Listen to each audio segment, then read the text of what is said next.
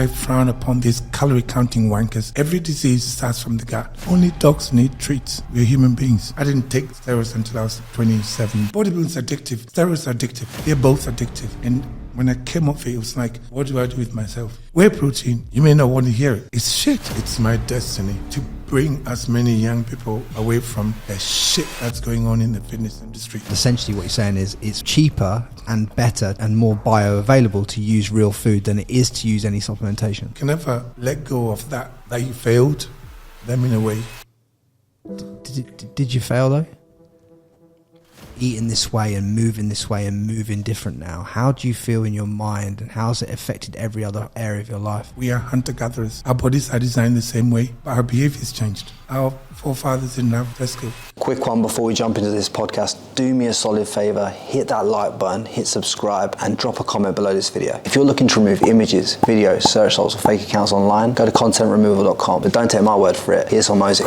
Frank, you're legend. I just saw this. Layla also thinks you're a legend, which in my mind means you're which means you're a double legend in my mind. If you get my wife to think you're a legend, then you're extra cool in my mind. Dude, thank you so much, genuinely. That was such a pain.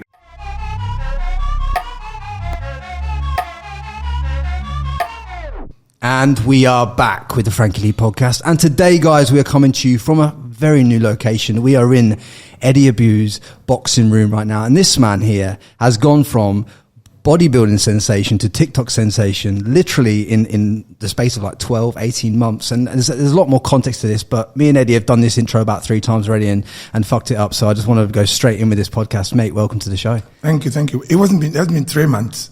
We started in November last year. Yeah. We started trying to make a name, No, I did say 12 months, but you weren't listening because you didn't have your headphones on saying that. But we're here, mate. We're here, and I'm glad to have you. Obviously, look, you've achieved a mad amount in bodybuilding.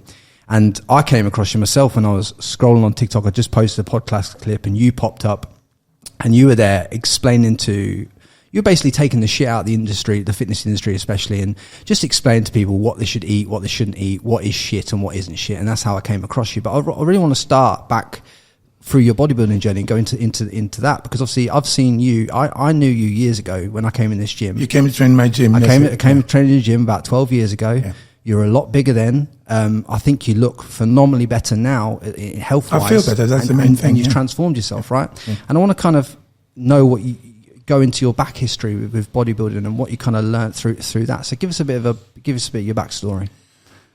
So my backstory is that I stumbled upon a bodybuilding magazine when I was at school. I was 15 years old, and I saw a picture of Sergio Oliver, and literally I got hard on. Well, not literally, but I just got excited because I was fascinated. I wanted to know how a man could develop his body to that level. And then I got hooked. I was in a boarding school in Kenya. It's called Staria Boys Center. I was lucky. I was there for about 6-7 years.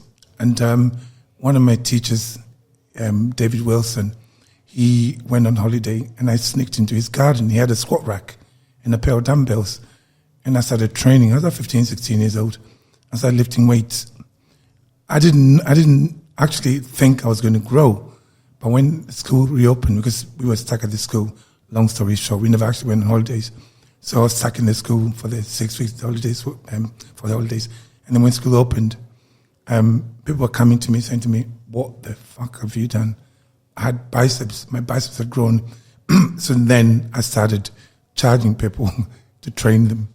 And that's when the bug started. And then we made our own weights with concrete and metal bars with empty tins of baked beans. We made our own weights, like you see in the videos in some of the African countries training. That's what we did. That's what I did. And how long did you train in Africa before you came, obviously, to England and stuff? Well, I started when I was about 15 years old. And when I finished, when I left secondary school, I went back to Ghana. It's a scholarship that sent me to Kenya. I went back to Ghana to go to university. I couldn't live in Ghana, so I came here to become a nurse.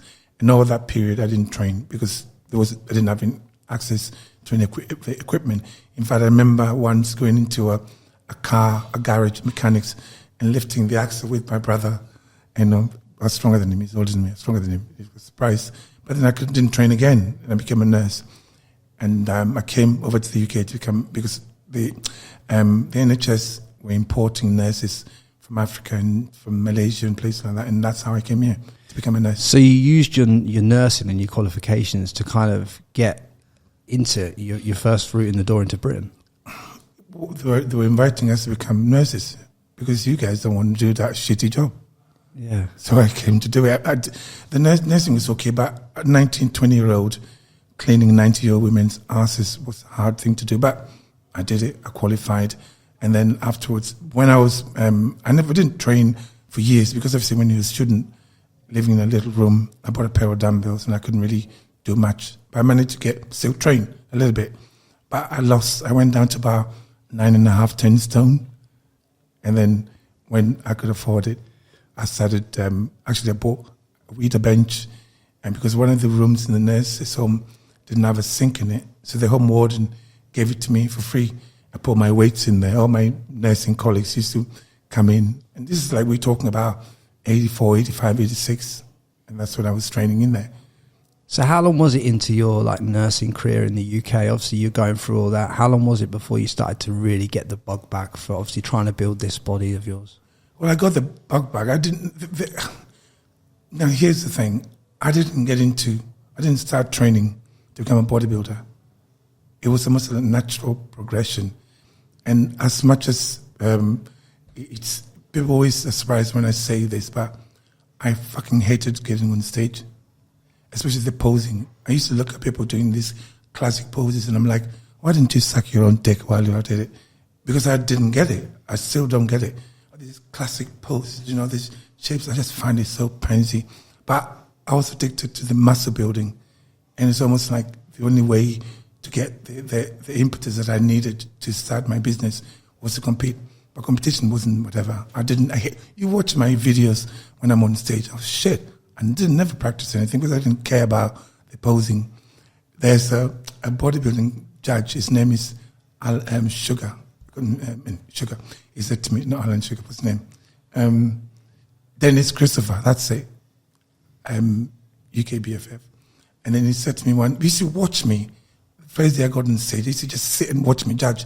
He would sit with his pen back. I never understood why until when I became pro 10, 15 years later. I asked him one day, why did you used to just stare at me? You didn't even judge anybody. Look at me. He said to me, I used to think, you've got the best physique on that stage, but you don't give a shit. You're just not presenting yourself. I didn't care about, because I just know I got in bodybuilding for. So you didn't really care about how you presented the muscle or the tone or anything else. All you cared about was simply like you're doing your nursing, you were going to the gym, you were building your muscle. Because that's what you did for your release, right? I love the sensation of training. Biceps, chest. I used to love training. It's just a long story. I got a scholarship from when I was 15 years old. I went to school in Kenya, stuck in a boarding school. And then the Ghana government sort of left us there. So we never actually went home on holiday. So I stayed, 4 of us from Ghana in Kenya. I stayed at the school during the holidays. I didn't go home. And it was something for us to do. So training became one of them. And table tennis. I'm a fucking good table tennis player. I used to represent Hertfordshire. Mate, but honestly, like the table tennis for you must have came secondary, mate, because I haven't seen no videos of that one online. But you will see, because I'm bringing back all my talent. You didn't see me balancing shit on my head recently. but there are things that are sort of latent skills that I used to. I played table tennis in school. I played it county. I was pretty good at it. I've still got my bat, even though I haven't practiced for a while. So we became very good at table tennis, and I started. So in a way, living on your own and lifting weights, it's almost a release. So essentially, really, when you were in Africa, because obviously you were at boarding school, you had to find ways to keep yourself active outside of the schooling that you're receiving. One of the things that I did was on holidays, I used to do volunteer work. I remember working in hospitals, in the accounts department, looking at receipts and all that. That's what I did. Free, did it, and then the school was like a charitable school. The people that couldn't afford the education, it was a very good school, one of the best schools in Africa. That's how I met Muhammad Ali, because he came to my school in 1980, because almost every prestigious person that came to the school came to the country, came to my school. And it was a good school. So in a way, I did volunteer work in the hospitals, And then these companies used to donate some things to the school, money, whatever. Was it inspiring meeting someone like Muhammad Ali, and kind of what did he tell you? He changed my life. You have to understand that at that time, it was relations were not very good. And to see a black man being himself, it was very big, when I say big, I mean his personality. I gave him a pen. There's a picture of it on Facebook. I gave him a pen to sign an autograph for me, which I sold to one of the boys. He actually sent me a picture of it recently. In 1981, the boy sent me a picture of it. He posted it on Facebook. He said, "Eddie, do you remember this?" He asked me to get it because I was quite close. And I gave him a pen, Muhammad Ali the pen. He took it, then he signed my whatever. Then we gave back the pen. I grabbed his hand. I just wanted to touch him, you know. So, and not in a sexual way. I just wanted to touch him. And then he just looked at me and smiled. He was a charismatic person, and he just, you know, very awesome. And he made you realize that you can be, you know, who you are. And so that didn't change. So as a black man growing up in those days, did you kind of feel like you couldn't be your full self then? That's a difficult one, because when you're in an African country, my name was Edward. But when I came over here, when I was nursing, some of the patients, it was in a psychiatric ward, one of the patients used to me darkness, every racist name under the sun you get called, because in a psychiatric hospital, because of the lack of religion, because of these people have got mental health issues, and especially when the ones who are really psychotic, you got neurosis and got psychosis, and you got, the difference between neurosis and psychosis is that when you're psychotic, you're in touch with reality, you hallucinate, and you're deluded, not stuff like that. Whereas neurotics don't tend to be. So the guys who are really psychotic, who are not in touch with reality, they lack volition, and they come out and say whatever they want to say, and you got to take it. But the worst thing about it was not what the patients were saying, it's what the nurses, they would crack themselves laughing, because it's something that they wanted to say. I used to walk in the street and I'm traveling on the tube and being, that's one of the reasons I started training. And being, I got on the tube from High Barnet. So I was going to London, going to Tottenham Court Road to buy an amplifier, and then I was driving, I was on the train. Then on Barnet, there was no one, and then by the time we got to Euston, the train was busy. And then these guys walked in, about 4 guys walked in. It's like, it's a nigger saying over there. And it was normal, because in the TV, you heard words like that, coons, nignogs. It was common. And it's like, you had to accept it. It was normalized. Now it's not obviously acceptable, but then it was. And these guys stood then outside training as well. I took my jacket off and they fucking ran. And the next step, because even though I wasn't aggressive, there was a deterrent. So in a way, the size on you. In a way, training. I've always had big arms, but biceps, not necessarily triceps. So in a way, it was a deterrent. When you were getting all this kind of abuse that it would be termed as now, was this fueling your training and kind of fueling you wanting to grow? Not just in your body, but in your mind as well. It's a difficult thing. I look at these young black boys, and it makes me glad, because when I was that age, I didn't have that. What's the word? You were not given that opportunity. Society sat on you. It's like you were reminded that you were lesser of a human being. 100%. It's like the 80s, and it was hard. But I don't think it's dampened your spirits, because it's like even when you walked in today with your 15-person entourage into this studio that we're at now, that are watching this on the sidelines. Even when you walked in here today, you're still full of joy. You're always joking. You're always laughing. It seems like a lot of people that have faced some of the adversities that you faced at that age would have carried animosity into this age that you're at now. No, I've got good things in my life. So how is it obviously your daughter's a massive impact on your life. Children, yeah. My wife and children have been my support. And you've kind of put everything into that, haven't you? Yeah. Yeah. No, I feel that on every level, mate. Because Stop. no, mate. I think it's beautiful. He's getting me. It's good. It's good that we can go down these paths, mate, and kind of see. Because I wanted people to understand today your journey of, you know, coming from an African country. You come here, you come to be a bodybuilder. You know, you put your heart and soul into that, and obviously you just wanted to provide for your family, and you've become a nurse, and you've obviously cared for a lot of people as well. And what a lot of people don't see in the bodybuilding space is someone who actually cares. But even though you didn't care in bodybuilding, you cared in real life for real people. I think that's a beautiful thing. I think my journey, my change of, you can see that I'm a different person in bodybuilding. I own a gym, and there's a few incidents. I mean, my daughter not being well, she had, you know, some IBS. They thought it was a brain tumor, lots of stuff, and it was all something digestive. But after the first lockdown, there was a young lad, 20 years old, trained here. I helped him get ready for competition. Natural, he did well. And then after the first lockdown, he came and he said to me, Eddie, I want to take steroids. And I said to him, dude, you're 20 years old. Don't, you can't. And then he just, basically what happened was 2 months before, after the first lockdown, he signed my office crying. He had his mental health problems. You can see that he was not well. And I'm a psychiatric nurse, and I could see it. And then the next minute, when he told me he wanted to go in the gear, a few months later, I said, look, you're not ready yet. Give yourself time. You're only 2021. Then next time I saw him on Insta, he's gone massive, and you can see his face, and you know where that's leading to. And I thought, God, these people need to be saved, need to be advised. He was eating all this food, the junk food, and the Cocoa Puffs you can see. And I'm thinking, dude, we frowned. That's not normal. You can't expect to be taking these drugs and taking that. You can see that his mental health was not right, because I know him. I know his expressions, even in his photos. There's a video. I thought, dude, and eventually I thought, hang on, I need to warn people. And that's why we took to social media.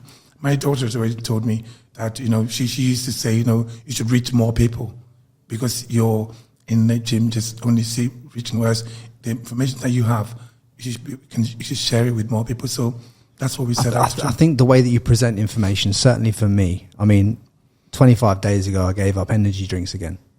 And it's honestly changed my life. And how do you feel? I feel unbelievable. Absolutely. I feel unbelievable, and I'm going to give up soft drinks and all this other stuff and protein bars as well. That's all coming down the track. You can't. You and I both know you can't all give it up on one day. I can, but you can because you're an elite one. But you understand what I'm saying, Eddie. But before I quit for 25 days, I'd quit for 100 days. But it was when I saw one of your videos talking about energy drinks that I thought to myself, you know what? It gave me a bit of a rock, and I was like, you know what? I need to get off this again. But before we go into any of that, before we go into what you're doing now and the help you're creating in the industry now, I want to just dive into, obviously, when you were nursing, you then, when was the first time you thought, right, I can be a professional bodybuilder. I've got the genetics for this. And you started to compete for the British, and then you started to compete on the world stage at Olympia. Because I really want to touch on the fact that you've been on the same stage as Ronnie Coleman. Do you know what I'm saying? A few times. I used to buy magazines, so you couldn't get a magazine locally. I live in St. Albans, and we had to import. They had to get the magazines. We imported. There were no publishers here. We didn't have a branch here, so we used to get the magazine from a shop in Barnet, and I'd go on the bus. And because I used to, part of my nursing training was in Barnet General Hospital, so in fact, that's where my marriage certificate was registered in Barnet. So I'd travel and get these magazines, bodybuilding magazines. I used to read them from cover to cover because I wanted to learn, and I realized that it was about nutrition. None of those magazines in the 80s talked about drugs.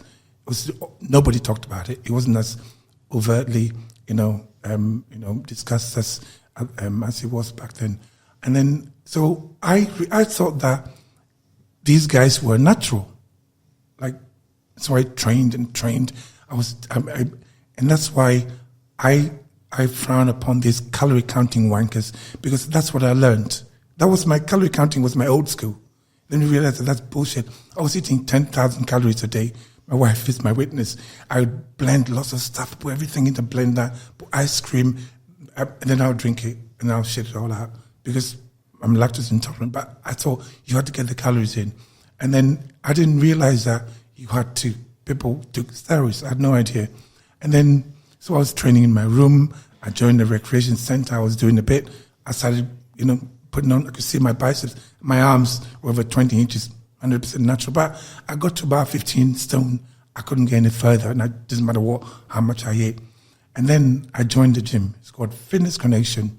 And I can say this because the guys passed away.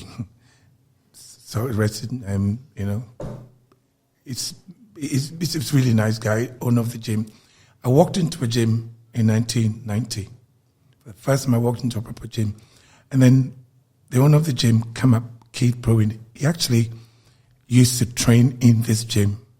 And then he opened his own gym because he fell out with the owner at the time. And he said to me, dude, what are you on? And I didn't realize what he meant. I said, well, what do you mean? He goes, what do you take? I'm like, I don't take anything. And he goes, dude, you are lying. You must be on something. But then you think about it, I've never really been exposed to decent leg equipment. It's all arms and chests, shoulders. The pictures I've got on social media where I hadn't even done any movements in my shoulders, but my arms were out here. And he says to me, dude, if you're not on anything now, imagine if you want to be a bodybuilder, you have to take this.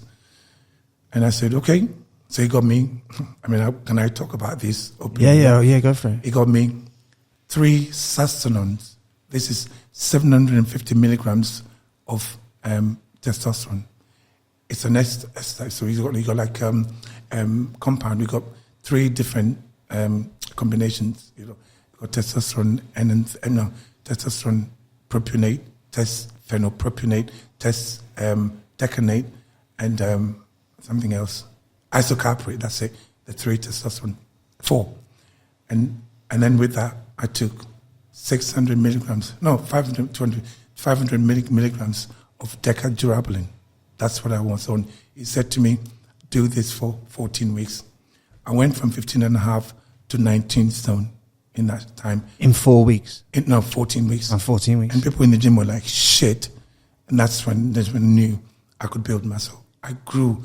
And that's what I advise people. If you want to, it doesn't matter where you want to go in bodybuilding, start off, do a few years training naturally, get your body. And if you want to take something, get your body to its full capacity first, yeah. There are people dying in their 20s. I didn't take the steroids until I was 27, So you got to your full uncapped capacity at 100%. And then you had to turn the tap on because you wanted to get into the position where you're going to go and compete at Mr. Olympia. Yes. Yeah. You weren't taking it like they are today to go and look good on the beach in Ibiza. Sometimes I put posts up and people say stuff like, actually I don't know, my daughter's saying, yeah, she'll tell you this. We were cleaning some of the shelves and there was a loaded up syringe. And she goes, it's been there for years. What's that doing here? I said, after I gave up bodybuilding, I thought, I'm going to have one more shot. I loaded it up. I couldn't do it. I could not stick that fucking thing in me. Because it's just like, I was glad to be stopping that shit because it gives you the alpha male syndrome. 2017, that's when I stopped everything. And I had to go counseling because it's like something had been opened, turned back on in my head. And I felt like a different person. And that's when I realized I'm looking around people. I'm like, what the fuck are you doing around me? That's how I know these drugs affect. You don't realize that affects the wiring of your brain. And I noticed a big difference. And I look at my kids and I think, why the hell are they still talking to me? Because I was an asshole. I might not have been the only ones that I tried my best with. But still, you can't raise children when you're constantly off your head. You don't realize you're off your head because the effects of these drugs are insidious. You don't wake up one morning and then, Is it the DECA mainly that kind of puts you in this kind of state where you kind of want to fight the world? It's the testosterone generally. Testosterone, you're not meant to be exposed to that amount of testosterone. No, we don't. And what were some of the byproducts of you being exposed to that, the kind of negative sides for you? It's difficult though because at that time you don't really pay much attention to it. I've got prostate problems, had peripheral neuropathy where I get pins and needles down my arm all the time. That could be a sign of eating certain types of food, because I was doing a lot of insulin at one point, because the steroids used to give me panic attacks, like literally be running out of my house 2:00 in the morning. I couldn't take a lot of them.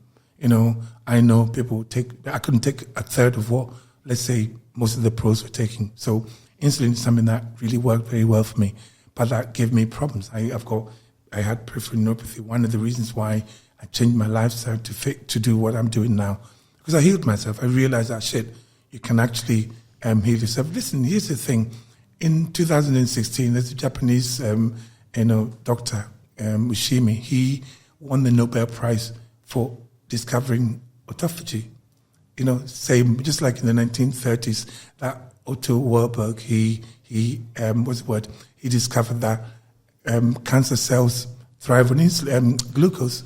But the medical profession just sitting on this information. They can use it to heal themselves.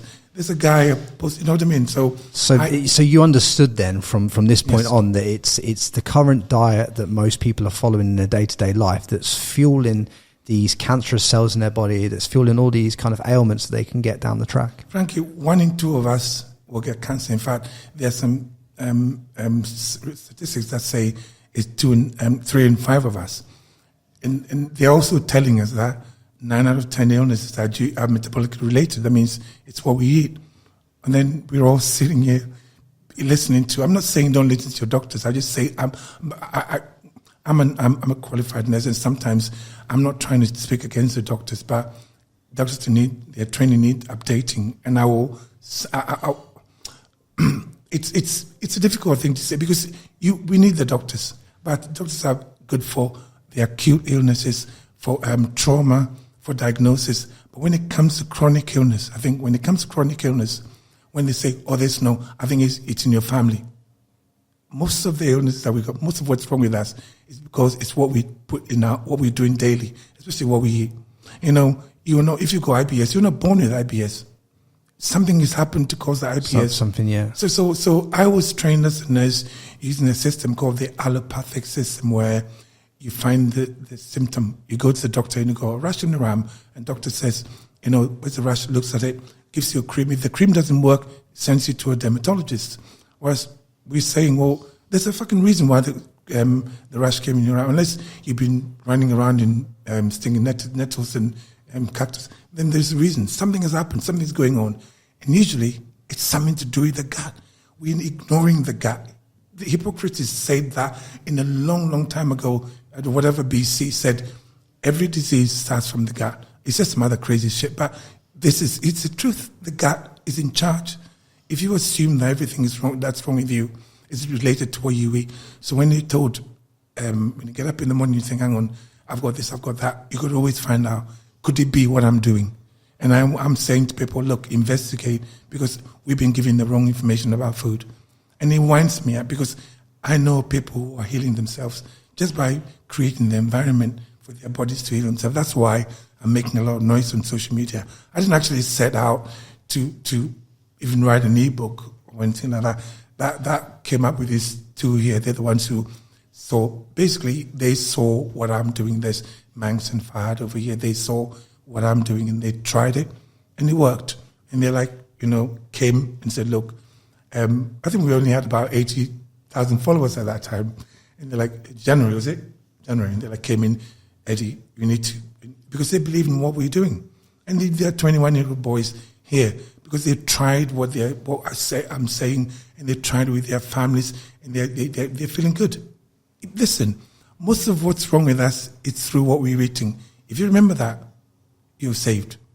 I think it's so easy these days to get conned into taking all these supplements and kind of what you're preaching to the world, and kind of what I've started to understand from you is that you're saying start taking things away from, and start seeing if these illnesses, these skin conditions and everything starts to fall off first before you start taking other stuff. Medication shouldn't be the first line of, what's the word, treatment, because there's a reason, we're talking about the allopathic system again. Symptom, remedy, cure. That's what the allopathic system tells you. And I'm saying symptom, root cause, and then find relief. Simple as that. It is simple. It can be done, but then people are so... You see some of the... I don't know if you read some of the hate that I get from on... It's funny. I read the comments, and most of the comments that I see that are negative towards your content, they all aim at you in regards to you previously taking steroids in a lot of cases, right?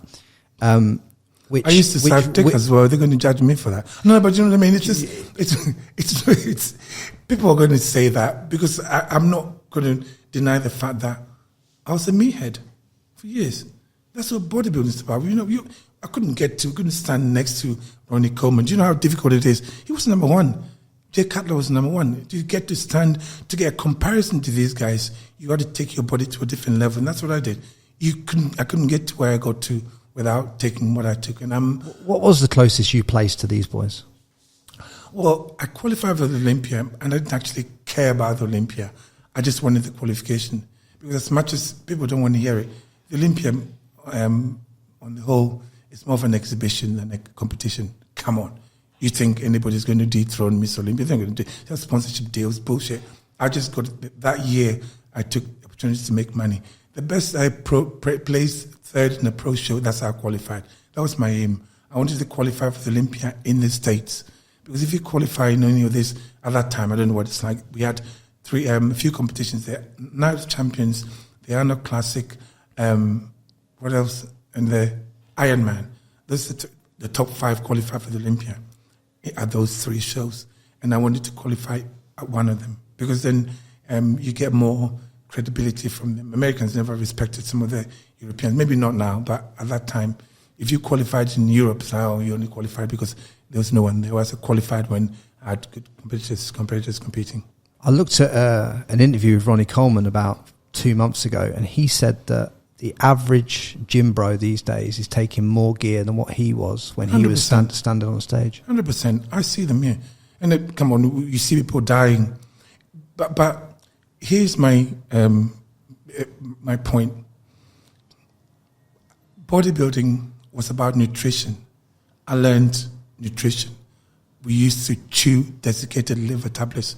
We used to dice up liver and eat them raw because it's about creating the environment for your body to build the muscle, creating the vessel.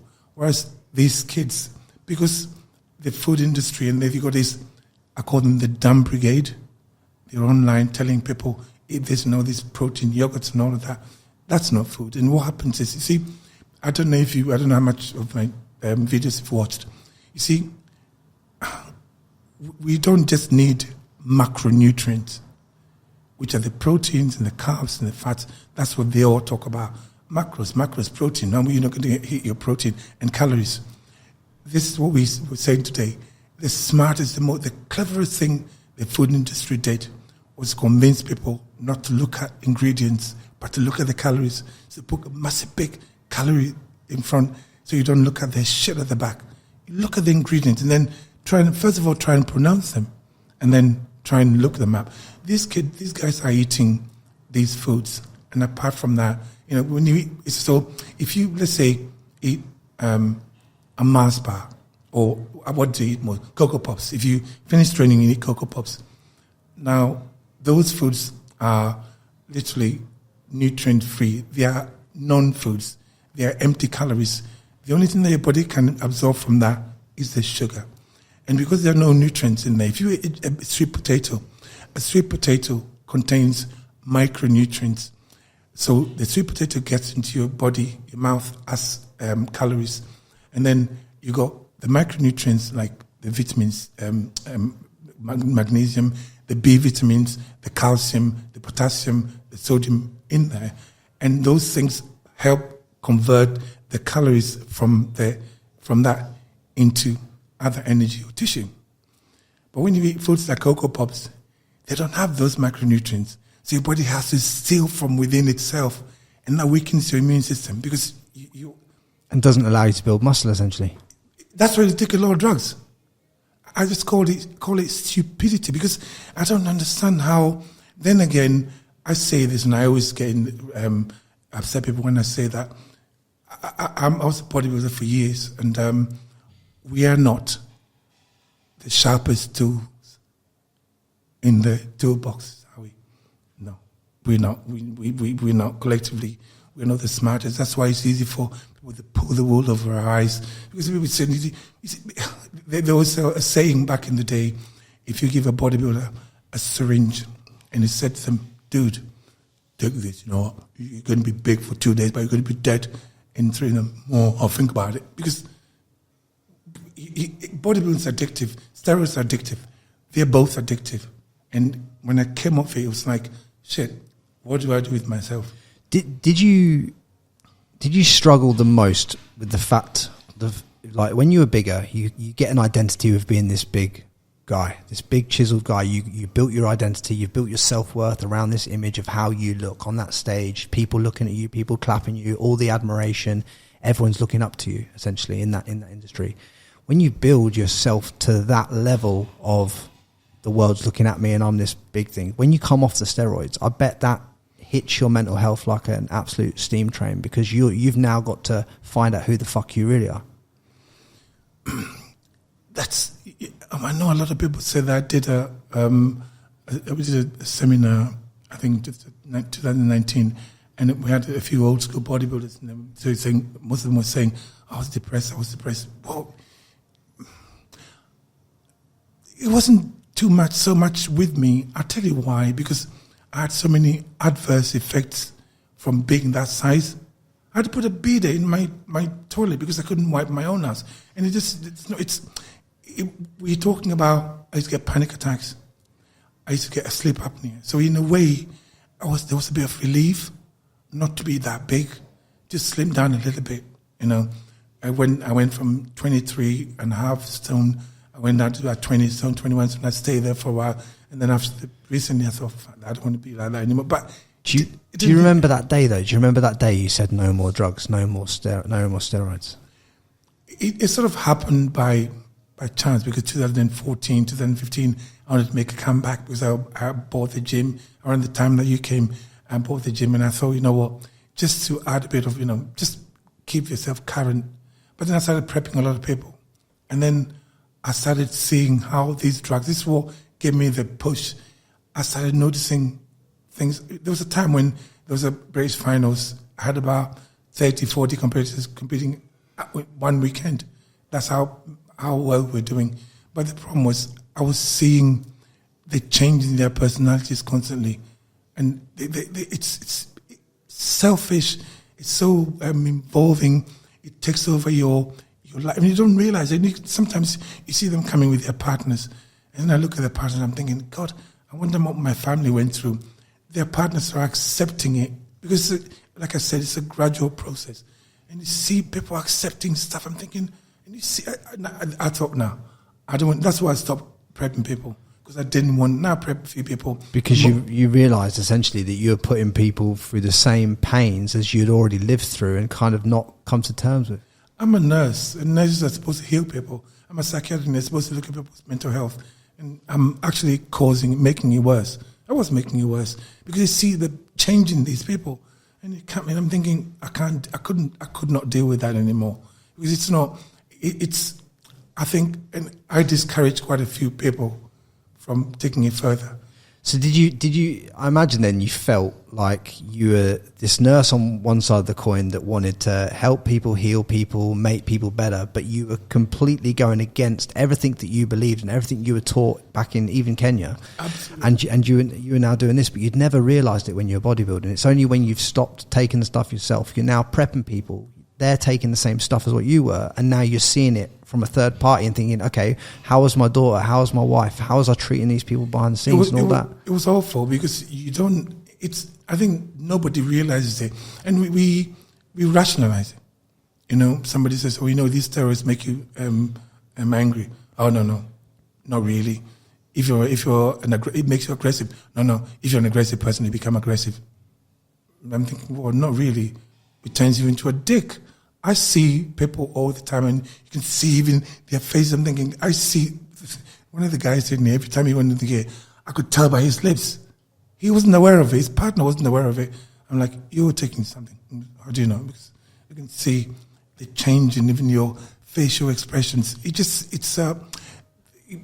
We've normalized steroid taking in the fitness industry.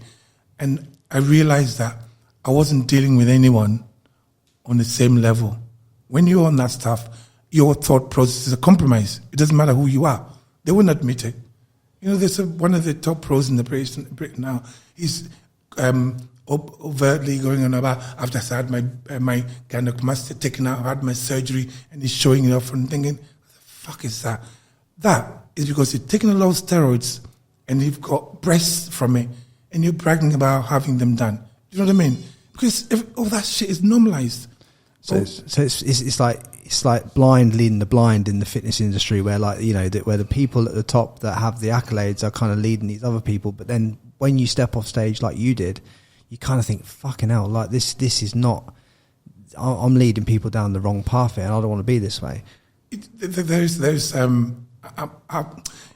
you look at my social media, we respond to a lot of messages, and I can say that what's the word? Empathetic. No, I'm helping people. I'm paying my dues by warning so many young people. We get the messages every single day. We get somebody, thank you. I didn't realize this. There's people who are telling us they stop taking these drugs, they stop eating junk food, and that makes me happy because I know that I'm helping some of them because they're not even aware of it. Yeah. When you're in it, it's like a race. It's like I always say that when I stop bodybuilding, it's like I just been on a trip and I've just come out of it. I think the most beautiful thing for me, looking from the outside in to what you're doing now, is the fact of, like, you've used your journey now and your knowledge from both sides of nursing and bodybuilding, which most don't have. You've put them together so you can explain clearly to the people coming up. Exactly. I'm also trying to sell my 2 ebooks. We get a lot of messages from people, like, every single day. There's Lauren saying that she spent 7 hours one day, and we still haven't got to the end of them yet. And you realize that so many people need help. So that's why we wrote the book, and it's reaching a lot of people. I mean, I don't know if you've seen the book at all. I bought it. Oh, good. I bought it. Okay, good. But did you understand what I'm trying to say? Yeah. No. I think the book's phenomenal because it just makes it in plain English. I've got to implement a lot of stuff in my life too. But I wanted to kind of understand what's in it and stuff like that before we sat down today and all that kind of stuff. But mate, I think the way, obviously, you've transformed yourself, like I was saying before, from you know, by putting these nursing and bodybuilding together, has been mad. But one of the places where it's been the maddest kind of journey is to see how you've healed your body. So I want you to break down for this audience, like, what was going on with your body and how you've then approached those ailments so that we can showcase on here how you've healed yourself. You know, this story, and I say to cut a long story short, but I like cutting short stories long. My daughter, the chef, she, from age 11, she was going through so many things. We were going through different doctors. Every neurologist is seeing her. She had all these scans, and they're saying that there might be a brain tumor. And it's scary when you're telling an 11-year-old, doctor says you got a brain tumor. And we didn't know what it was. Constant headaches. And then, I knew that it was something to do with what she ate. But at the time, I couldn't step out of the box. I was a bodybuilder. And then all of this started, I think, 2017. My journey of what I'm doing now started. I put a post, 2016, I put a post up on Facebook. And then a young man commented and he said, Eddie, is it true that whey protein affects your prostate? Listen to this. And you know, when people write shit and you think, oh, but for a long time, I mean, for my 40s, because of taking steroids and all of that, I had problems with urination, you know, and I knew I was going to have prostate problems. You know that the steroids, what you're doing, especially taking a lot of insulin, is going to exacerbate it. And I thought, so I stopped drinking whey protein. And that pain that I had in my right testicle almost all the time went away. Then I discovered functional nutrition. And I thought, oh my God, everything they were talking about is practically what we were doing when I started bodybuilding. It's all about nutrition. It's all about making your body's a vessel. You need to prepare it to build muscle. How do bodybuilders count calories? That's the most ludicrous idea. Think about it. It's not about calories. It's about nutrients. You need the nutrients to build muscle. You know what I mean? You just don't need protein. You need anyway. So I discovered and I realized that I could heal myself. The more I delved into it, the more I realized that, oh my God, this is what I learned as a bodybuilder. And I kept learning. And eventually we started and starting to repair what was wrong with Selena. When it was trying to repair what was wrong with me, I had peripheral neuropathy, like I said. I had problems if we had panic attacks. My knees were sore, my joints. I always had wrist wraps on, even when I was doing legs. My knees were that bad. My wrists were that bad, my knees, my elbows. And then eventually, all of them, I just changed. I just literally followed. The more I studied, the more I realized that, oh my God, we've been lied to in the fitness industry. This is what we did before the supplement companies came along. And I mean, one of the companies that I was sponsored by, they sent me on courses where I learned about whey protein. I learned about the bioavailability of whey protein and how important it was, and creatine and all this ATP and all of that. And it's all bullshit. It's all to sell as products. And we bought into it. But then, even at that time when I was competing, they were all supplements. Now they become what people eat all the time. I mean, I ate mostly chicken and rice. We ate chicken and rice, we ate steak, we ate porridge in the morning, eggs, lots of eggs. I used to eat 38 eggs every day. When I was nursing, I would eat 8 for breakfast, and then 3 of my meals were oats blended into 10 eggs. Knock you back. There were no shakers then. So I'd put my food in food flasks, and when you got caught in the ward, you get into trouble. So when I was a student nurse, and the sister would tell me, Edward, these are your patients, and I'll hide them under their beds, and then I knock it back. And it's honestly, when I knocked it back, it felt like swishing around. But I grew. I was strong. I built muscle. There was no complications. Everything was food. We ate real food. None of this. Everything's got protein on it. I was looking in the shop just now, and Snickers and Maltesers, they got their own protein powders. Come on. And it's simply just a marketing trade. But I know from looking at your social media that the other day, a few days ago, you posted about the bioavailability in terms of what can be used from the nutrient density of the food to build muscle between an egg and whey protein. Can you break that down for me? So whenever I say this, I say, where's your source? I learned this in the 80s. I'm like, do your own research. Here's the thing, right? When you eat a protein, right, your body takes the food and then breaks it down to amino acids, and then it uses it to build. Okay, this is how I describe it. You got a bucket full of lettuce, okay, and for a protein to be complete, it needs to have all the 9 essential amino acids for a protein to be complete. So we're talking about, some people say 8 because histidine can be made by the other 8. So you got 9 essential amino acids, every protein. So you got a box, the amino acids that the protein that you eat gets converted into amino acids, broken down to amino acids. Now, if you, let's say in my book, I say it, you're writing the word favorite, 9-letter word, okay? You need how many? If you want to write, to build muscle, you want to literally use as many of the amino acids as possible to form the 9 letters. You know, the more 9-letter words that you can form, the better it is. We're using the 9-letter letters. The letters to represent the amino acids. You know what I mean? Yeah. Like valine, isoleucine, leucine, all the amino acids. So, if you're trying to form a 9-letter word using a box of letters, it doesn't matter how many letters that you have. If you have one F, you can only write that word once. You understand that? And so if you get, let's say, a box of, let's say, 100 letters, you can write favorite 50 times with an egg, 48, but we say 50 times. Whereas whey protein is 17 times out of the 100. It's the cheapest and the shittiest protein.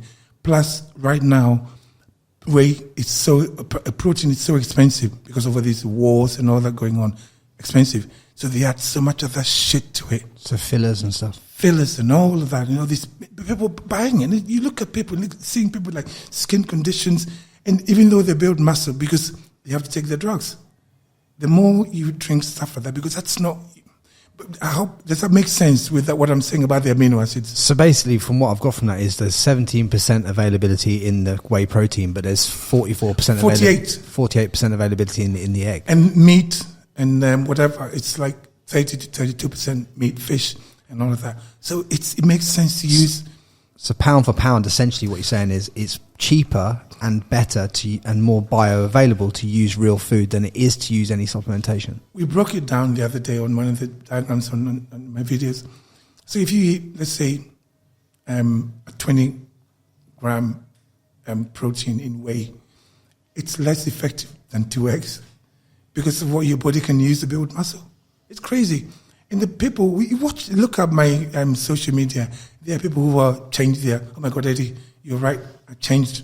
I'm only eating eggs, and I feel stronger. I'm building muscle. It's the truth. Come on. I'm preaching that we shouldn't eat processed foods. So essentially, a lot of this audience are going to be between the ages of 18 and 40, right? Yeah. It's going to be 60% men, 40% female on this that listen to this podcast, right? What would be the key steps that you would give this audience right now in order from removing stuff to getting their health better? What would be the key steps for you right now? Because everyone essentially wants to change their life. Everyone essentially wants to get rid of these ailments. Some of them may have psoriasis. Some of them may have eczema. Some of them may have irritable bowel. I don't know what they've got. We don't know what they've got. But let's just say you were going to give like an overall thing of how they could approach it. What would you say?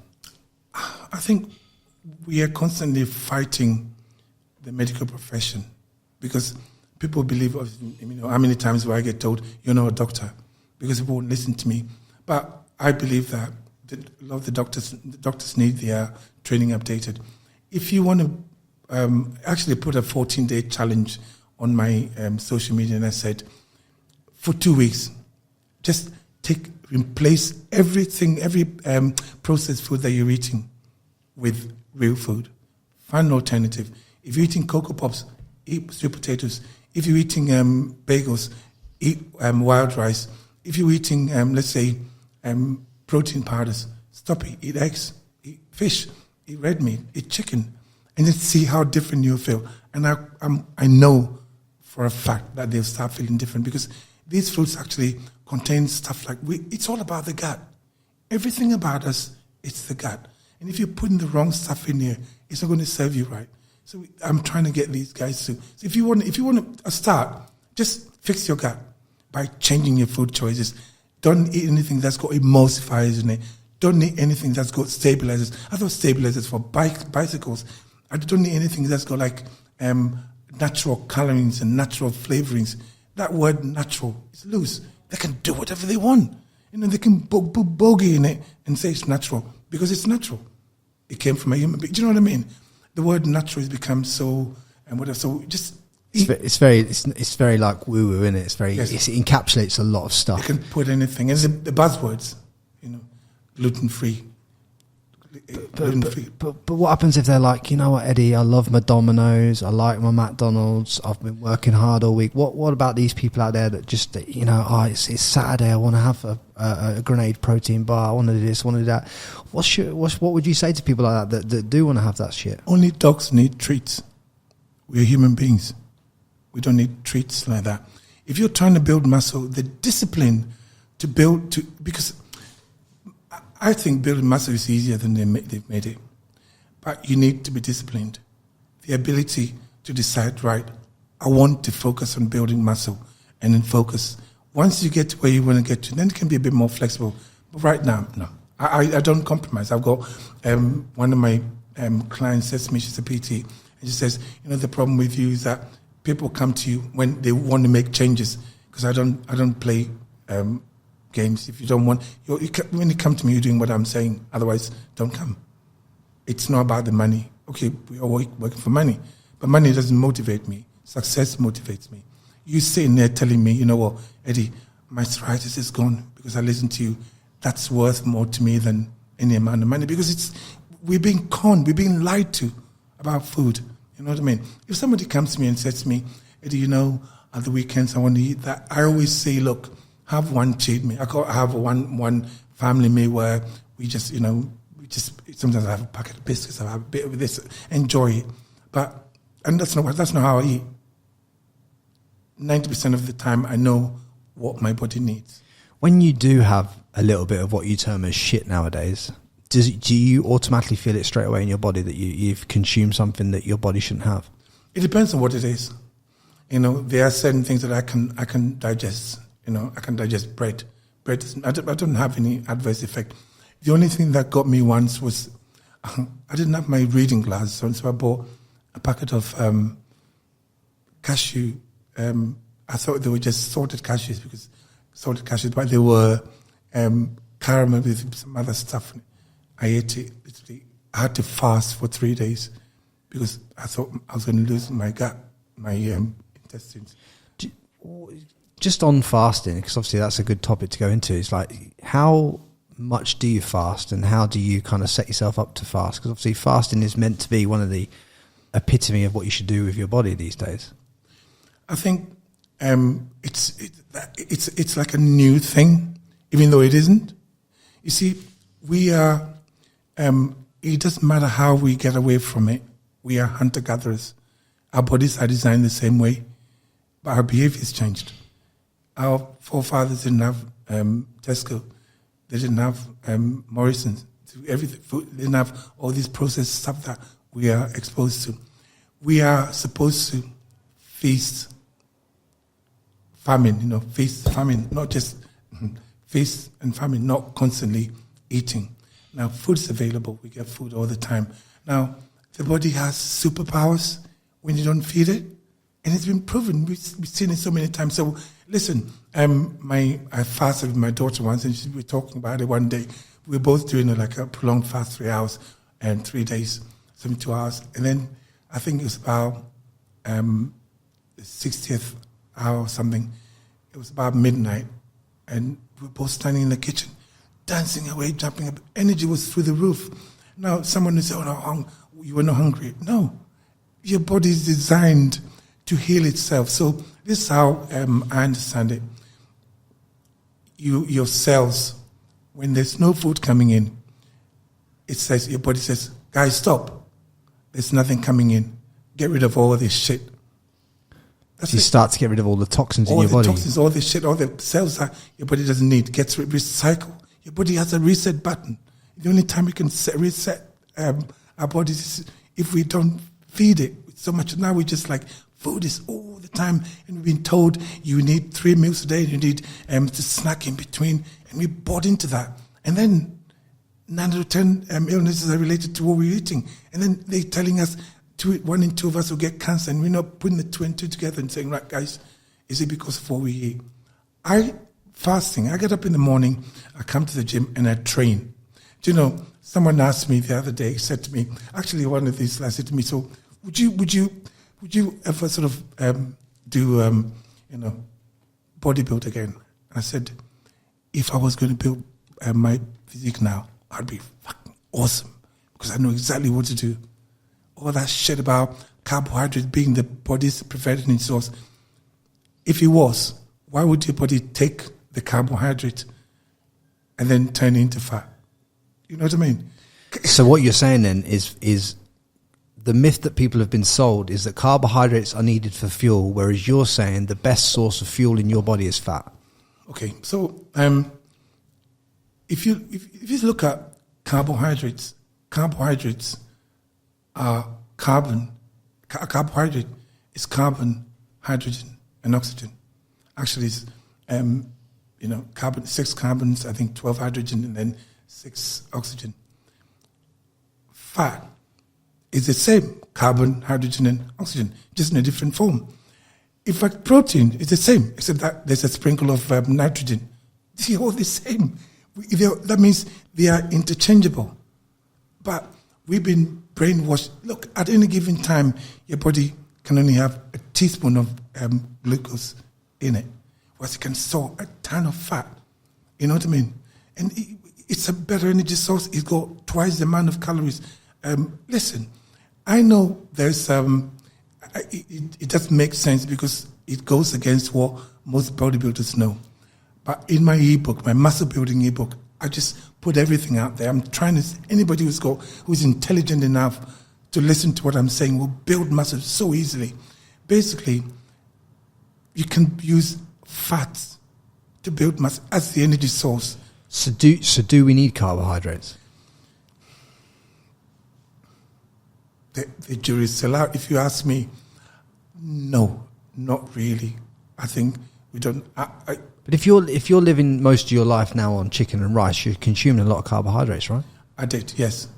But then I had panic attacks, I had peripheral neuropathy, I had sleep apnea, I had all of that. So that's how you were eating? Absolutely, that's when I was eating those foods. I wasn't really eating them. So in terms of a meal then, so let's just break it down so that people can get it nice and easy. Is you've gone from chicken and rice, which was like obviously protein and carbs, to what now would replace chicken and rice in your diet? So and still hit the calories that you need to be able to maintain your body size. Yeah, but let's get away from the word calorie for a minute, because I don't like that word. I think that's why we are in trouble. So we need, let's use it, to get the calories in.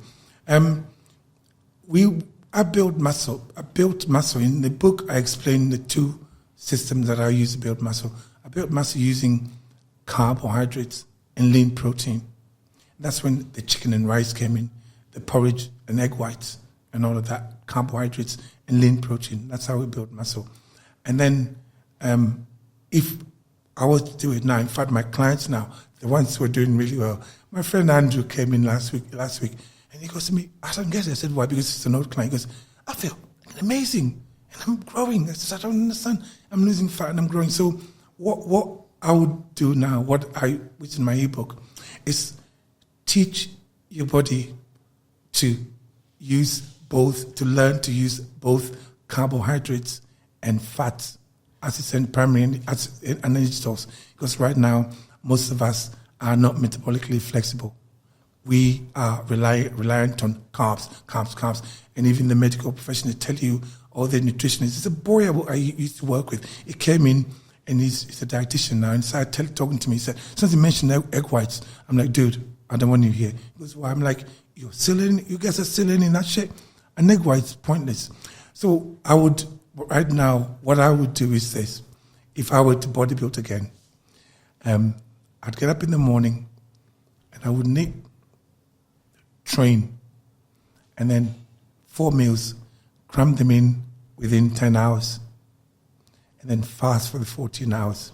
Why within 10 hours? Why 10, not 8? Why not 4? Why not? Yeah, do you know what I mean? Why? Well, you can reduce it, but it's difficult to get that many calories. Yeah, so you have a 2.5 hour break in between each meal. It's hard, isn't it? When you're trying to, because I'm not really a big eater, and I'll be sitting there thinking I'm full. So in a way, even if you can bring the meals down to even 3 and cram them into 6 hours, even better. But I think most of the bodybuilding industry are closed-minded to this. If they actually open their minds, they find that muscle building is a lot easier. But because if you train fasted, then that actually stimulates autophagy when you train fasted, because it's high intensity training. But weight training, it's HIIT. Do you understand? So you turn your weight training into HIIT by doing it with the intensity that you should be done with? Well, weight training has always been HIIT. If you sit at the bench and then hammer it for like 30, how many? For like about 30 seconds to 40 seconds, and then rest for 90 seconds. That's it. But nobody, because my heart rate goes up to about 150, 160, and then comes back down again. That's it. That's always been it. Except that we don't do burpees and all that shit. So what is in those 4 meals?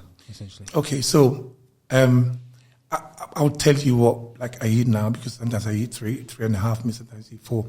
My first meal is between 6 and 8 eggs, depending on what kind of fats I want to have with it. Sometimes I'll have avocado, sometimes I'll have some cheese. Avocado, cheese.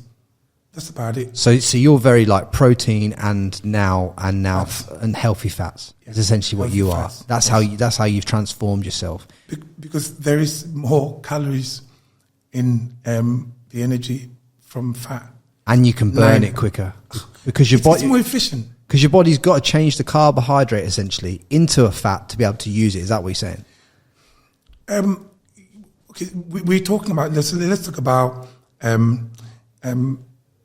the fats. Okay, how you're able to. People say, "Oh no, your brain needs a certain amount of glucose." You've heard that before, or the brain needs a certain amount of glucose. Now, when you look at fat, it's a triglyceride. There's a glycerin attached to it that your body can take out and convert into glucose. It's simple. The it's a clever machine that we're ignoring how it functions because you're all close-minded. And carbs, protein. You go to Aldi and fill your whatever with protein, pancakes and all that shit. That's not food. You know what I mean?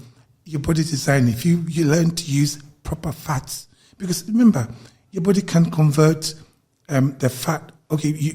So you can convert the carbohydrate into fats, but not the other way around. Really, you can. But then there's a little, as I said, about triglycerides. There's glycerin that's attached to to the fat that can be broken off and used as glucose for your brain and as energy. So the fats are working for you, whereas because every time I have a lot of carbs, I always feel like it just knocks me out. This is how it works, right? Nobody wants to hear it, but we are hunter-gatherers. And I said that, and there's a doctor called Eds on Instagram and TikTok. He called me out, made a whole video about it. He's about 3 years old. But anyway, what it was is that we are hunter-gatherers. Spring, summer, we're supposed to hunt, okay? Late autumn, that's when the fruit's ripe, okay? We're supposed to eat the fruit into storing, prompting our bodies to store fat for a rainy day. Because it doesn't matter what terrain you go to, there is a rainy day. There's a time when you cannot hunt. Winter, can you go hunting in winter when you can't even drive your fucking car? That's what happened. But the body's designed this way, our behavior has changed. So the sugar, we've isolated sugar and we've crystallized this white stuff and it's in everything that we eat. Now, late autumn is when you would have felt tired because your body is slowing down, preparing for winter. As soon as you eat the sugar, and when you talk about sugar, we talk about bread, we talk about potatoes, we talk about rice, all the grains. This is all sugar. So in the past, these idiots told us you got, what's it called? Monosaccharide, and you got the disaccharide, and you got the polysaccharides, and they're all the same. They're all Multidextrin was the one in the day. Listen, that's what gave me the peripheral neuropathy. I used to put it in my fucking chicken drink. I used to put the damn thing in my chicken drink. I remember my daughter would tell you, I used to call, I'm like, come, guys, you got to call me. How many times? I've got hypo.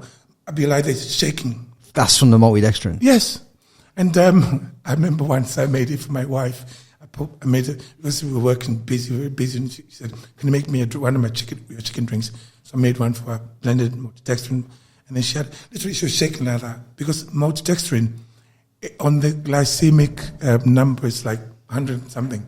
It's one of the worst foods to eat, but we were all eating it. This is it. So the reason why you're tired when you eat, you're tired is because as soon as you eat those simple carbs, we talk about the monosaccharide. So they're telling you that you got complex carbs and you got simple carbs. Okay. You heard that before. Yeah. Complex carbs and simple carbs, and some people are still saying the same shit. They are all the same. A monosaccharide, a disaccharide, and a polysaccharide are the same. A potato is supposed to be a polysaccharide. That means many glucose molecules linked together. and disaccharides too. But as soon as you put a potato in your mouth, there's an enzyme in your saliva called amylase. It breaks the damn thing down to a monosaccharide for you to absorb. So the difference, the speed at which, let's say, a potato gets into your bloodstream, it's not that much different to a piece of cake. But we bought into that. The reason why you eat porridge in the morning and you want to go to sleep, because as soon as you eat that kind of food, your body says, guys, stop.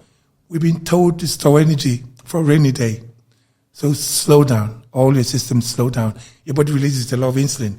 And insulin's job, you've been told, right, you go and store. It starts storing. Your body won't spend and store at the same time. That's why you're knackered. But nobody's pointing this out to these kids who are walking around looking miserable. They got muscle. They feel like shit.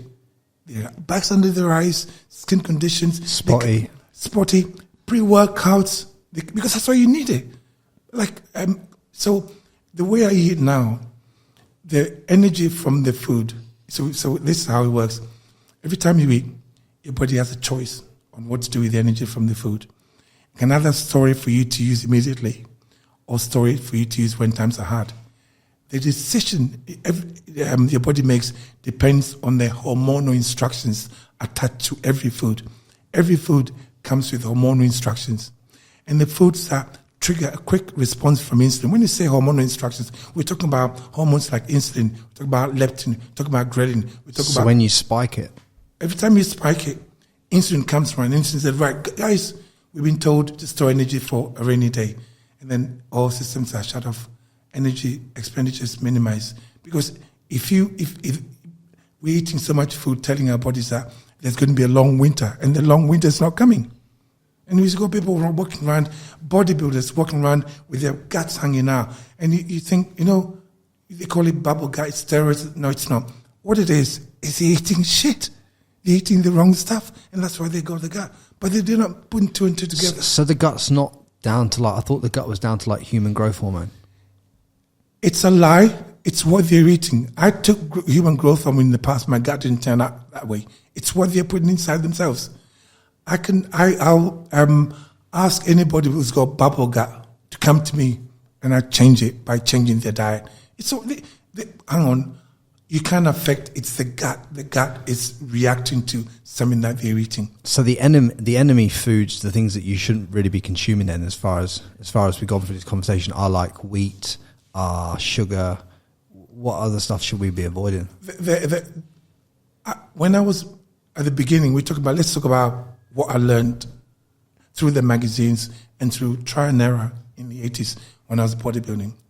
Wheat was out of the question, okay? Patrick Nichols was one of my first ever trainers. He actually wanted to prep me when I was British champion.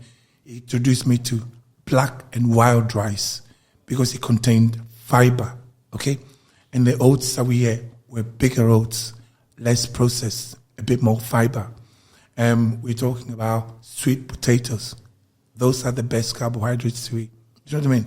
But right now, things are a little bit different. People just eat whatever they want. As soon as you put big words on, like protein and everything.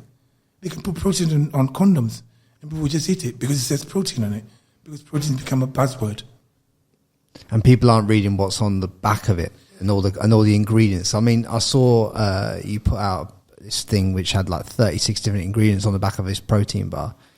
And it's like when you actually break that down, when I saw that video and it actually broke down in my head, I was thinking to myself, I've eaten these protein bars and I know that they're processed, but I've kind of ignored it and I've gone, fucking 36 ingredients in that. It is kind of ridiculous when you're talking about the protein source that's better than that is 2 eggs, and that's one ingredient. It's the truth. Yeah. Your body will benefit more. In fact, the protein bioavailability of the egg is a lot. We're talking about what's 48 and 17, 2-3 times higher, 3 times higher. Honestly, crazy. But then, so they can effectively eat less, marketing. Eat less, eat cheaper, build more muscle, have less adversity in your body, have less gut problems, have less skin problems, less inflammation. Yeah. So essentially, build muscle quicker. Everything that you teach now is all in essence to bring the inflammation in the body down. You know, I'll give you an example. There's a video that I put on TikTok, on social media, and Instagram as well. And I'm walking up my stairs. It was after the first lockdown. And you could see my knees were just, I literally just could not, through the bodybuilding, I've had, doctor says, it's arthritis, the weight you're lifting. My knees are fine. It's all the inflammation. And I think people don't realize, I see young girls in their 20s with knee supports and like, dude, what are you doing? And when you look at their face, you can see all their backs and their eyes, their spotty face. I can even tell what they're eating. I ate porridge when I was bodybuilding. I wouldn't eat porridge now. I ate white rice when I was bodybuilding. In fact, for 9 weeks, I put a glucose monitor on just to see what foods. And one of the worst foods for me to eat was white rice. When I ate white rice, within boom, my blood sugar went up to about 10, 11. It came back down. I'm like, whoa. It was even worse than bread for me. So if you know what's going to spike your blood glucose, you can keep those out of your system, and then and then when you've not got the spikes, you're not going to get the reactions that you have in the body. But it's, if you're trying to, let's say, heal your joints, I would say stay away from the carbs, because even with the fiber, they are still carbohydrates. It's still glucose, and glucose, inflammation. How do they antagonize the joints though? It's inflammation, isn't it? So just inflammation around the cartilage. So listen, right? If you cut yourself, and I always use this example because if you cut yourself, the area swells up. That's your body's healing army. The white blood cells, everything is sent to the area to repair, and then slowly the inflammation will go down. We talk about natural healing. Inflammation will go down. There'll be a soft scab, and then there'll be a hard scab, and then it heals. That's how the body's supposed to repair. Imagine all your cells are stuck at the swollen stage. That's what inflammation is. All your cells, including your brain cells. When you're eating these foods, so your body can't break these things down. So all these pathogens are stuck, and they literally you're swollen, but inside. And that's why these guys, you can see, that's why my joints, I was shocked. I thought I was going to need surgery. And then I got up one morning, I'm thinking, I was up and down, I was doing lunges, seen me doing some crazy stuff that I couldn't even do when I was bodybuilding. And all because of what I was eating, food, glucose, the junk food. And now it's worse because all these kids, in their 20s, I never wore any knee wraps when I was in my 20s because we never ate that kind of food. I mean, I've noticed a massive difference in you from when you walked in, like from seeing you years ago. Obviously, like you're way bigger then. The energy is different. The energy is different. Even just how you carry yourself is completely different, and how your mind's obviously shifted as well. So, on the back of eating this way and moving this way and moving different now, how do you feel in your mind, and how's it affected every other area of your life? I think you can see clearly. I was going to sing a song. I can see clearly now. Rain is gone, but I can deal with situations better. I'm a lot calmer. Things don't bother me as much. I'm more tolerant. There's so many benefits to doing what I did because I was constantly on the go, mental, crazy.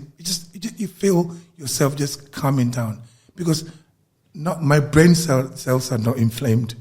You know what I mean? Do you think it's allowed you to become a better father? 100%. But the problem is that when it's the painful reality is that my kids are older, and it's not, you can't go back and fix what you didn't. I was off doing shit that I shouldn't be doing when the kids were young, like doing crazy stuff because bodybuilding is a very selfish sport. Did you still punish yourself about that? I do. I try not to. I find myself pulling away. I mean, But don't you think though, because of your experiences now and the way and what you've experienced in life and what you're doing to serve the world now, don't you think that helps you build that strong relationship with your daughter? It does, but then you can never fail. You can never let go of that you failed them in a way. Did you fail though?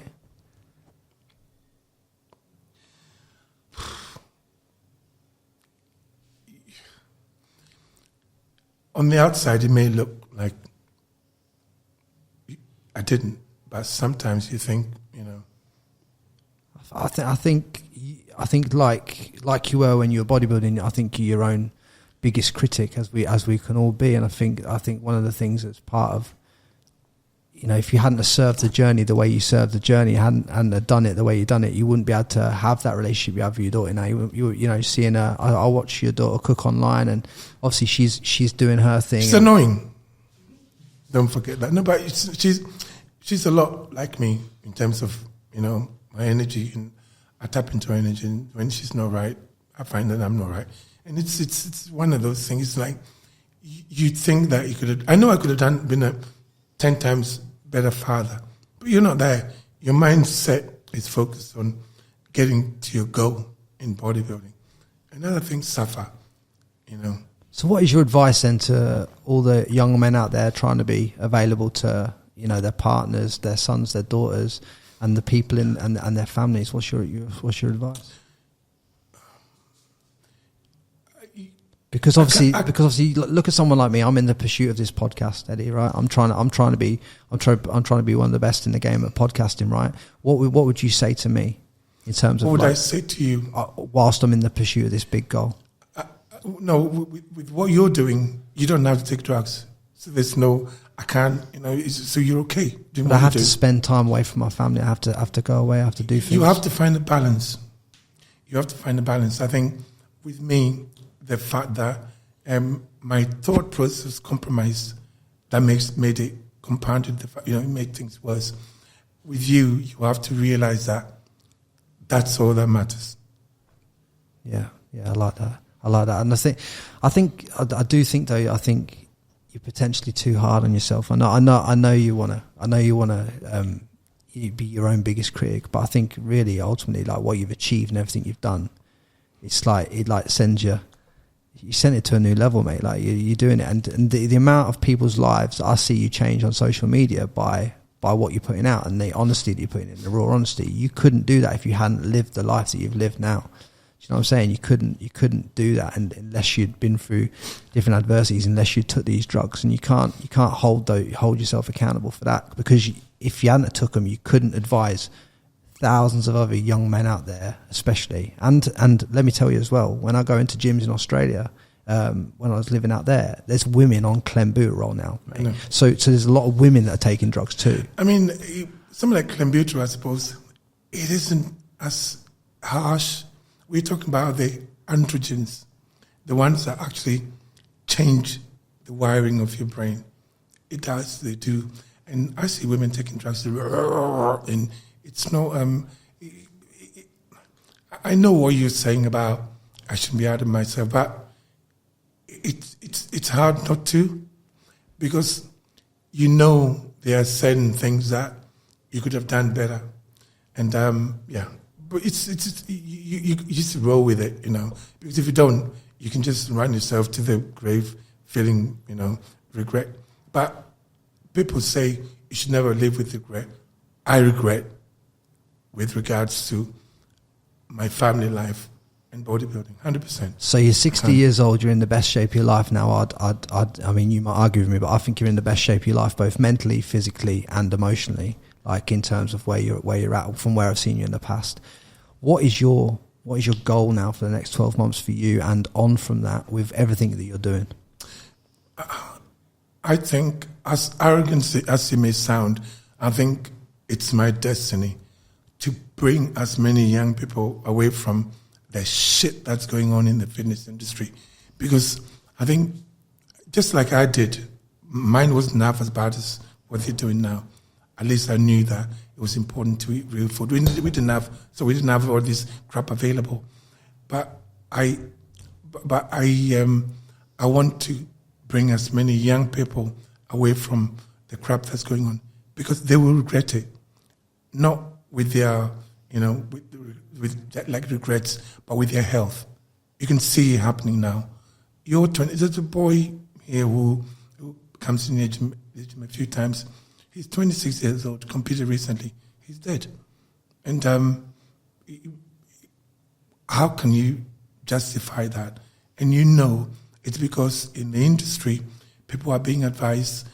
You can't get away from steroids in the industry because all these people are overtly promoting it, and they are taking steroids and they're eating junk food. Even the NHS is telling us to stop eating junk food. The doctors are telling us, the doctors are not trained that way, but still they realize the correlation between junk food and health. And then we are aware of it. Why would we have that in the fitness industry where fitness is supposed to be go alongside with health? Fitness is supposed to be health. Why are we eating that kind of food?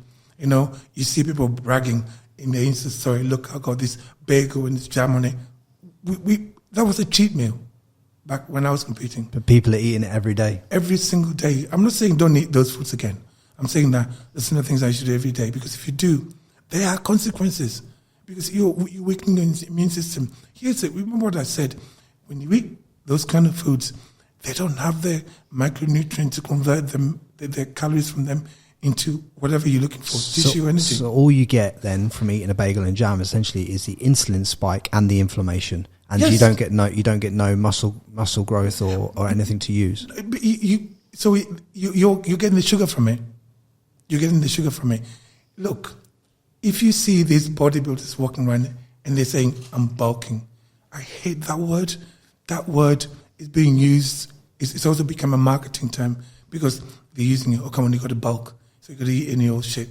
We never heard words like that. We're trying to build muscle. That's what my ebook is called. Stop bulking and build muscle.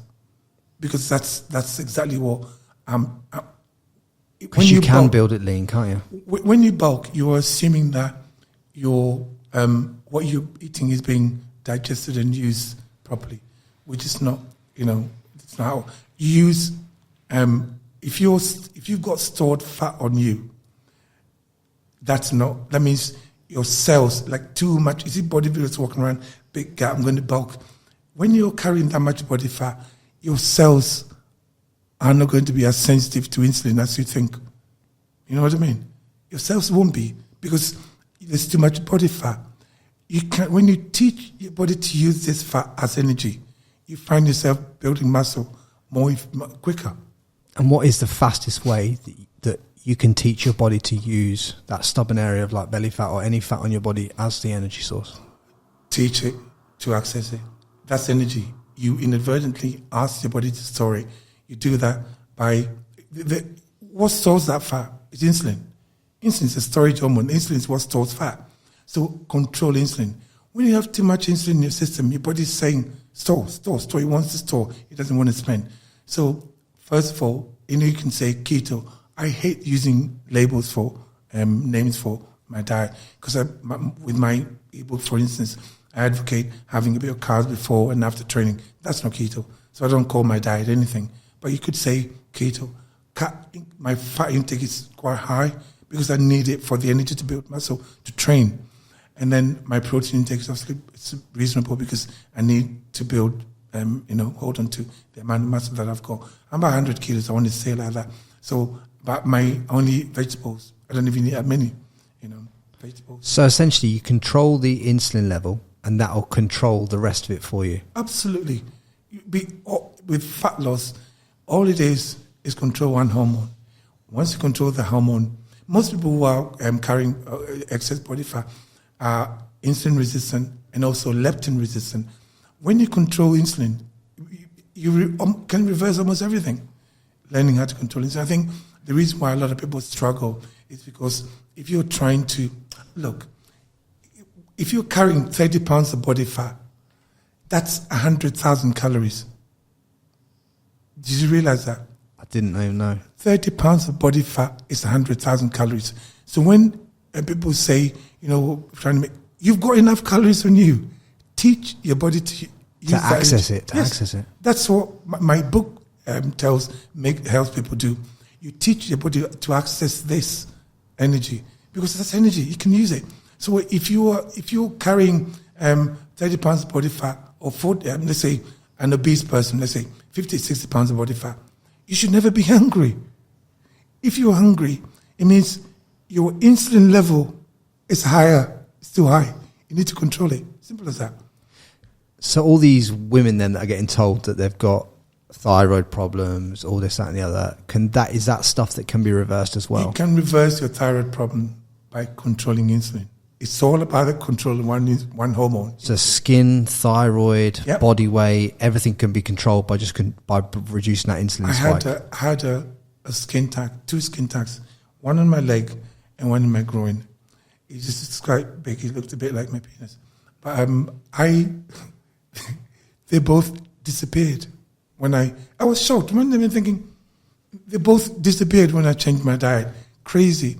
There is a lot to be said for the bad advice that we've been given. This is what I say to people, right? If you're trying to lose body fat, there are certain things that you got to do, right? Reduce your meal frequency. Because every time you eat, your body has to release insulin to deal with the food. Reduce your meal frequency. Most of my clients eat 2 meals a day. Some of them eat 1 meal a day. And then eventually we fast. This is almost the opposite of what I learned as a bodybuilder. I come from high carb, 6 meal a day, speed up metabolism, and all that bollocks that we learn. Then the information is out there now. We don't need to do any of that. You can build a ton of muscle by just eating 3 or 4 meals a day because the amino acid pool is there. When you finish training, you'll have a post-workout. Bullshit. We're all being conned because then we're spending money buying all these products. Why do you think Mars, they're making sneakers, they're making protein powders? They want to make, it's money. It's all marketing. They're buying into the narrative. So there isn't a set window of time then that you have to absorb a certain amount of protein in after a training session, no? No. So that was all made up. Listen, right? The protein that you're using to repair the tissue, you ate a few days or hours before.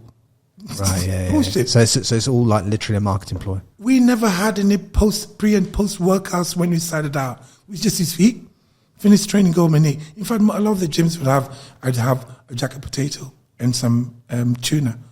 All the gyms sold that, jacket potato and tuna, with butter on it. That was it. Ate it, if you fancied it. We never focused on any of that. Now you see these kids, they're eating junk food because whey protein, you may not want to hear it, it's shit. Protein yogurts, they are shit. Protein bars are all shit. These are all things that are somebody's saying that, come on. I put a video out and I got a call from one of my friends. Some of these people that started these companies, I knew them. I wouldn't trust them to brush my teeth. I wouldn't trust them to clean my shoes. I wouldn't. This is the guys who put these things together. Oh no, I worked out. You put a bit of taurine in here. These are guys who fucked up at school. I'm sorry to say that, but unfortunately, they found a market and they've tapped into it, and people are listening to them and all these studies. Whenever you see a study, follow the money. Who paid for that study? Because there should never be a study that says to you, stop eating real food and eat something made in a lab. If you see a study like that, run away. If you start talking to a trainer, you hire a trainer, says to you, oh, have bagel, run away. Because why? Because they're fucking stupid. I say that with confidence. How can that be acceptable? And these kids are walking around. There's a girl who used to work and used to be trained in my gym. And I saw her compete for a show once. And she was dieting for months and months and months. I had more fucking striations in my penis than she had in her whole body. She didn't look like she was dieting. She had a spotty face. The whole body, she's miserable. And the coach was making her stand on the cardio, doing hours and hours in cardio. And I said to her, dude, you're doing it wrong. No, she wouldn't listen to me. Eddie's old school. Eddie will make you eat real food. They want to make, and you see it, and she just put pictures of her on the Insta story. Oh, today I'm having bagels. And she go to Starbucks, and I'm thinking, you're a fucking idiot. And you saw her, she looked like, there's no one single detail to say that she was doing, because you can do one show and become a coach the next day. That's what everybody's doing. That is the industry. That's literally the industry, isn't it? Yep. online coach, and then then you put a picture up. Somebody who looks, I got this person ready. There are people who getting. They look like they've been starved. They like come out of a concentration camp. Do you think 80% or what percentage-wise of online coaches would you say are pretty much hopeless these days? Would you get online coaching? Hell no. So only in person. Right now we are, because there's been so much demand for what we're doing now. In fact, the lads are here. This is my team. We are planning to do something online, like online transformation thing. We want to do it properly, and we are not just targeting people who want to get on stage. Hell no, that's not what we look. Just people that want to change their life. Want to change their lifestyle. People want to make people. If let's say you've got psoriasis, because I know it's to do with, I call it the three musketeers: either wheat, dairy, and sugar. It's to do with something that you're doing to your gut daily. So people like that, people who've got like liver cirrhosis and they've been given on medication, because I believe that you can reverse that by changing the way you eat. And we're going to be offering an online sort of transformation service 1st of September, where we're going to be doing that. And I think that's going to be more rewarding. If you're talking about the people who are online, done one bodybuilding competition and say, I'll help you get that. No. Like they're your Slimming Worlds and your Weight Watchers, they should ban them all. I say that with confidence, because there's a lady in my gym who I've been paying Slimming World $19.99 subscription for 25 years. It's a business. Whenever somebody comes to me, I say to them, I want me to be the last person you go to for this kind of help. Don't waste your money. Educate yourself. So you're giving them the skills so they can look after themselves, feed themselves, eat right, have the results, and it lasts long term. I think the most rewarding thing is when my Timmy is here, they come in and say, look, oh my God, I feel amazing. We hear that all the time, I feel amazing. Because you will feel good. Because you're teaching your body to use this body fat. But we've ignored it. If you're walking around, you're tired, your trainer is making you lots of cardio and eating up now. If you eat properly, control insulin, eat real food, you find that you tap into that, your energy level will be through the roof. See, a little bird told me before this podcast that you never even wanted to start TikTok or any online stuff, and now you walk in here with a bigger team than Anthony Joshua. What's that about? No, he's lying, by the way. It's only 4 people. It's only 8 people. No, but I got my social media team, Manx and Fahad, they wanted to be here, and then Lauren's here. Lauren's do a lot of work. She's loads of PT, decades of experience. So we she helps me, and then later he has my daughter. But it's 8 people. He's lying. But the thing is, it's not that I didn't want to. When my daughter said to me, Dad, I can see, that's my oldest one, she's Eva, she's one Christmas, she said, Dad, this is what she said, Dad, exactly the same, Dad, I can see your future. It's TikTok.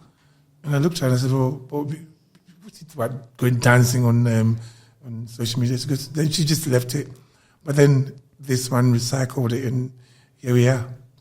Mate, I think it's been a fantastic career for you, and I know throughout this podcast there's been a few moments you've been hard on yourself when you've been reflecting on what you've achieved, but I just want to say, like, from seeing how you've transformed from the years ago when I saw you, and how you've transformed your body and your mindset and everything you're doing and the way you're empowering the world, I think it's very inspiring. But if there's one piece of, if you had to check out the world tomorrow, Eddie, and you could just leave one piece of golden wisdom, something that would move everyone in this audience forward just that 1% today, what would it be?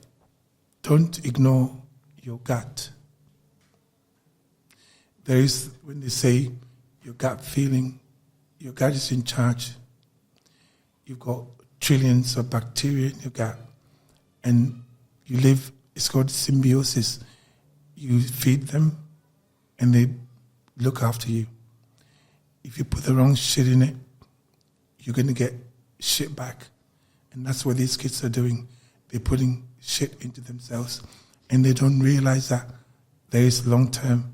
They think about here and now, I want to build muscle. And I think, especially when you're in the steroids in your head, you're not thinking straight. If I have to, I wish I knew about the gut a lot earlier, because we've ignored the gut, and I think our guts are in charge of even our behavior, the way we relate to people, the way everything about us, our health, it's all coming from what we put. There's no other external influence. It's all coming from what you put in your body. Into your body. Everything about us is coming from in here. And I would have just paid more attention to my gut when I was younger.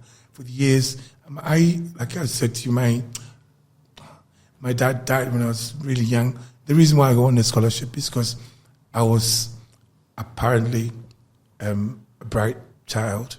So I got a scholarship. My dad died when I was orphan at a young age.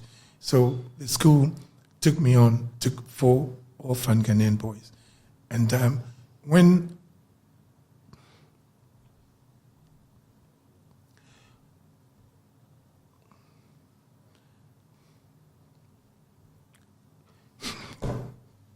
when I was about 4 or 5, there was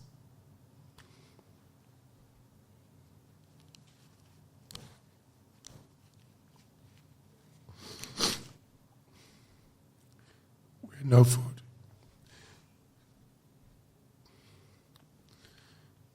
So Mum went to the family planning clinic, and they used to give us sweets,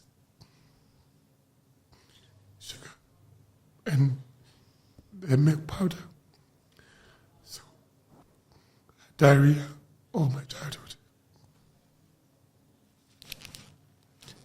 That was normal. I used to shit. Always had diarrhea. I didn't know what it was until I won the scholarship. I went to Kenya. I never had it once. Always had diarrhea. So I don't like talking about that.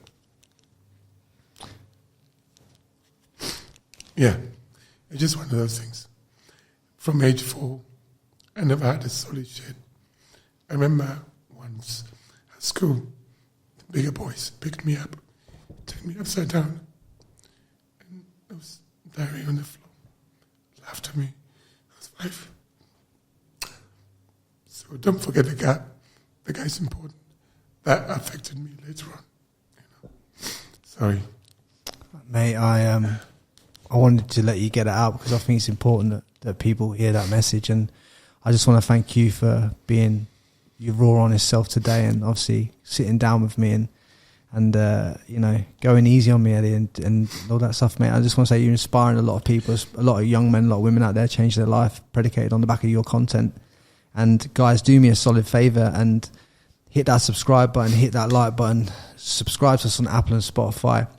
I'll put Eddie's links in the description to this podcast, so you can check out his books and his programs and stuff like that, so that you can change your life and change it too. Because I've read into Eddie's stuff and I've watched Eddie's stuff for a while, and it's led me to quit energy drinks again, which I can't thank him for enough. So thank you for that. They're no good for you, energy drinks. They're not good for anybody.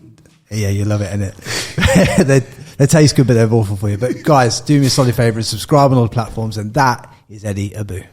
Thank you, Frankie. Thank you. Guys, do me a solid favour. Drop a comment below this video and let us know who you want on the podcast next.